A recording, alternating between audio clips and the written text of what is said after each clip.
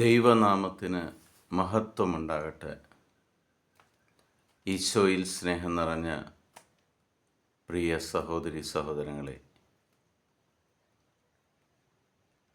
ദൈവത്തോടു കൂടി ആയിരിക്കുവാൻ നമുക്കൊരു ദിവസം കൂടി തന്നിരിക്കുന്ന ഈ നിമിഷങ്ങളെ ഓർത്ത് ദൈവത്തിന് നന്ദി പറയാം. ഇന്ന് നമ്മൾ ശ്രവിക്കുന്ന തിരുവചന ഭാഗം എസെക്കിയേലിൻ്റെ പുസ്തകം 2-ാം അധ്യായം 1-ാം തിരുവചനം. അവൻ എന്നോട് പറഞ്ഞു, മനുഷ്യപുത്ര, എഴുന്നേറ്റ് നിൽക്കുക, എനിക്ക് നിന്നോട് സംസാരിക്കുവാനുണ്ട്. പിതാവായ ദൈവം ഈ പ്രപഞ്ചം മുഴുവനും സൃഷ്ടിച്ച, നമ്മളെ ഓരോരുത്തരെയും സൃഷ്ടിച്ച പിതാവ് നമ്മുടെ അടുത്ത് വന്നിട്ട് പറയുകയാണ്, മനുഷ്യപുത്ര, മകനെ, മകളെ, നീ എഴുന്നേൽക്കുക, എൻ്റെ ഒപ്പം നിൽക്കുക, എനിക്ക് നിന്നോട് സംസാരിക്കുവാനുണ്ട്. സ്നേഹനിധിയായ ഒരപ്പൻ മക്കളെ ചേർത്ത് പിടിച്ച് അവരുടെ വിശേഷങ്ങൾ അന്വേഷിക്കുമ്പോൾ അപ്പനും മകനും തങ്ങൾക്ക് ആവശ്യമുള്ള, തങ്ങൾ അഭിമുഖീകരിക്കുന്ന, തങ്ങളെ ബുദ്ധിമുട്ടിക്കുന്ന പല കാര്യങ്ങളും അപ്പനുമായിട്ട് ഷെയർ ചെയ്യും. ഇതേപോലെ ഇന്ന് രാവിലെ നമ്മളെ എഴുന്നേൽപ്പിച്ചിരിക്കുന്ന ദൈവം നമ്മളോട് പറയുകയാണ്, എൻ്റെ ഒപ്പം നിൽക്കുക, എനിക്ക് നിന്നോട് സംസാരിക്കുവാനുണ്ട്.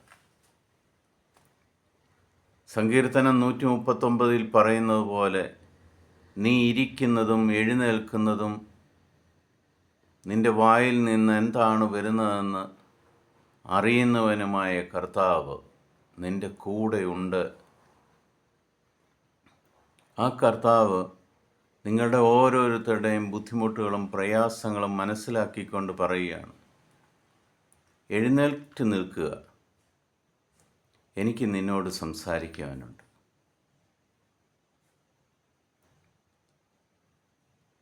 എത്ര സ്നേഹനിധിയായ അപ്പന്!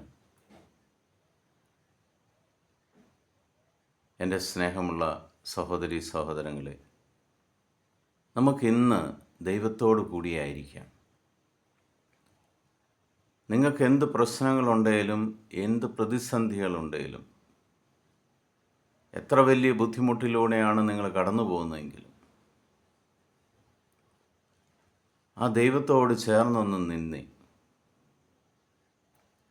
ആ ദൈവം നിങ്ങളോട് സംസാരിക്കും.